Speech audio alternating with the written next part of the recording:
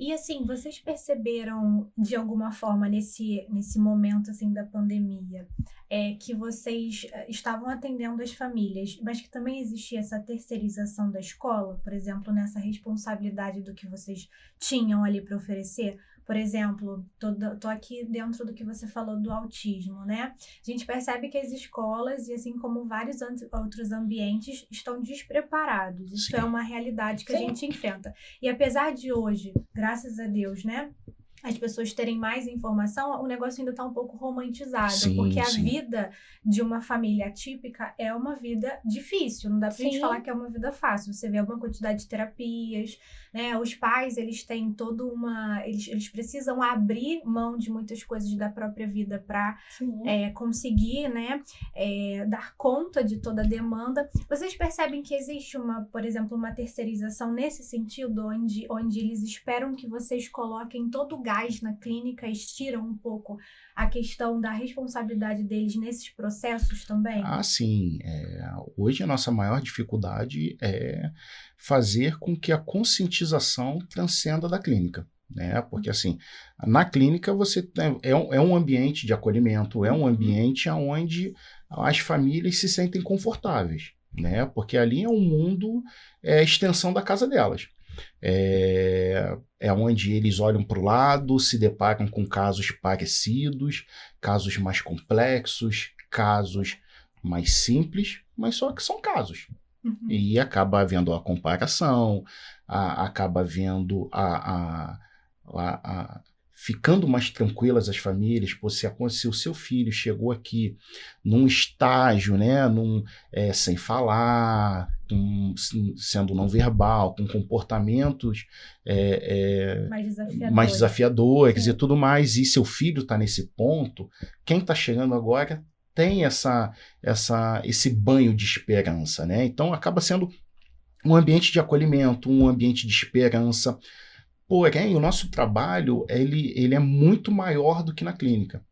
É um trabalho muito de direcionamento para a vida. Né? Então, assim, eu converso com muitos pais todos os dias e a gente hoje, assim, eu costumo dizer que a gente está no começo da caminhada. Né? A gente está ainda trabalhando com a conscientização do autismo, da Uhum. sociedade entender que o autismo existe, que ele não é uma doença e que a gente, sim, precisa inserir essas crianças na sociedade normalmente. Porém, a gente ainda tem muitos desafios, né? A gente cansa de escutar e acolher pais que ainda não se sentem preparados para o desafio, não Ainda não se sentem aceita o fortes. diagnóstico, A gente tem né? dificuldade com o olhar nas ruas. Né? Então, hoje a gente já encontra, né, o colar do girassol, o colar do quebra-cabeça, que é uma forma de tentar, né, repelir os olhares Negativos, né? negativos. Né? Então, assim, é uma forma de identificação que, infelizmente, muitas das crises, dos comportamentos do autista na rua, a sociedade olha como assim, olha que mal educado, a mãe não dá limites e tudo mais. Então, assim, o colar, ele traz muito disso, de uma identificação para que a sociedade entenda e passe a aceitar de uma forma mais natural o comportamento na rua. E assim, a gente sonha muito no dia que não só vou entender e não vou ter o olhar negativo, mas eu vou acolher essa mãe. Né? Eu vou ajudar. Eu vou estender a mão. Ao Não, invés de olhar e criticar, é olhar e que é, ajuda. Tá não, precisando de algo? Como que eu posso te ajudar? Né? E não só olhar com um olhar de desprezo, né? Olhar com que, julgamento, é, que é o que mais acontece. Infelizmente ainda acontece muito, que assim, né? a gente se depara assim, com quem não tem conhecimento, né, sobre o TEA, e as pessoas falam assim, mas eu não conheço, eu não sei como agir, como que eu posso ajudar? Muitas vezes você pode ajudar dando um abraço na mãe, entendeu? Tipo, estendendo a mão e falando, fica tranquila, deixa seu filho do meu lado, não tem problema. Porque a gente percebe que as mães, a todo momento, elas estão assim, beirando risco a todo momento.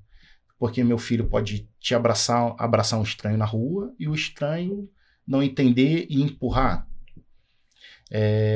Pode vir dar um beijo numa estranha na rua e a pessoa empurrar.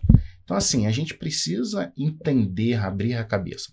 E falando da escola, é um caso assim, muito complexo, né, a escola. Por quê?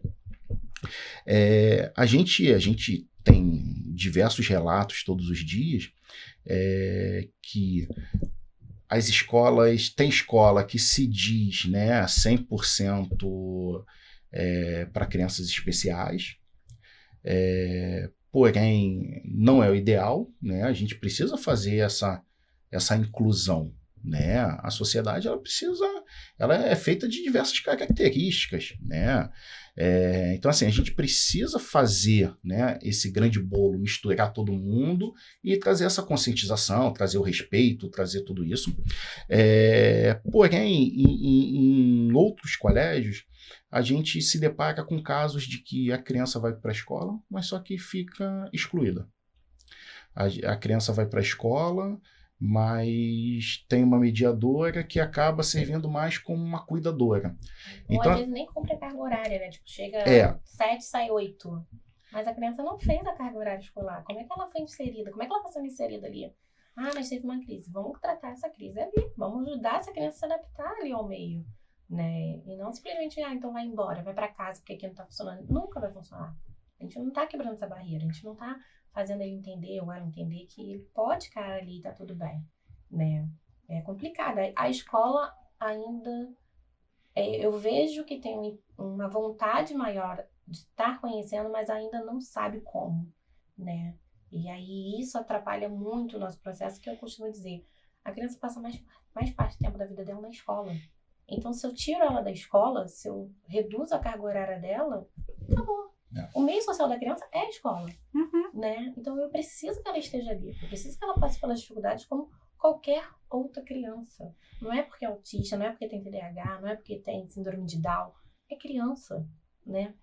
Então, vamos ajudar. E o maior problema são os adultos. Porque a outra criança, ela não tá nem aí. Pelo contrário, às vezes ela sabe acolher melhor do que nós adultos, né? Então, a escola hoje é um grande desafio pra gente. E vocês conseguem entrar na escola? Nem todas. Nem todas. Tem escolas que elas são muito abertas a entender, a buscar, a perguntar. Tem escolas que buscam a clínica para poder saber como lidar com a criança, como tirar a criança da crise. Tem escolas que acabam não estando abertas. A gente, com essas escolas, a gente acaba tentando nos comunicar através de relatórios, de questionários e tudo mais.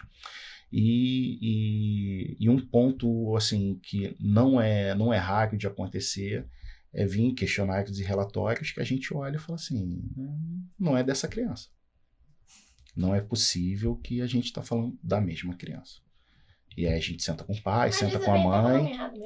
A gente já pegou o relatório que era João e tava Maria, né? Então, assim, é difícil. É o mesmo relatório de o nome da criança. É isso. Entendeu? Lá no meio, esqueceu de tirar. E foi embora. Lá em cima vem o nome certo da criança, mas no meio do relatório, ali no texto, em vez de João, tá falando que é o José. Então, assim, complexo, né?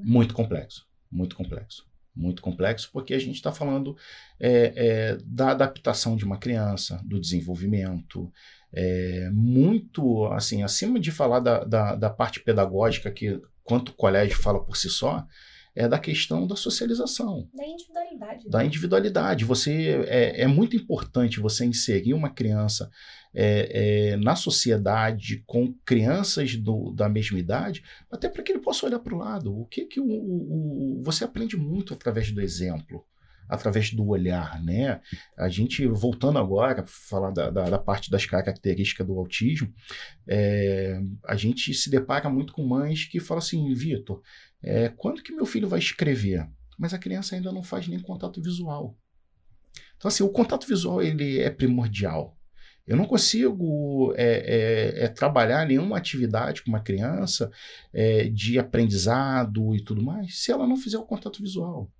Se eu não conseguir colocar a atenção dela na atividade.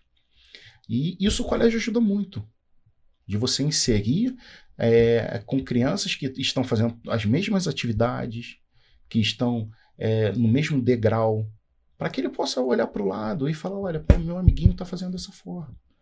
Que os amiguinhos possam segurar. A gente tem casos incríveis, a gente vê na clínica, a gente estimula muito isso na clínica, de fazer as atividades individuais, de também inserir em atividades em dupla, em atividades em grupo. Nós temos famílias que se tornaram melhores amigas e frequentam a casa do outro, e aniversário, né? Isso tudo do convívio ali, né? Então, por que não estender isso para todos os outros lugares? Né? Não, é importante. É enriquecedor demais.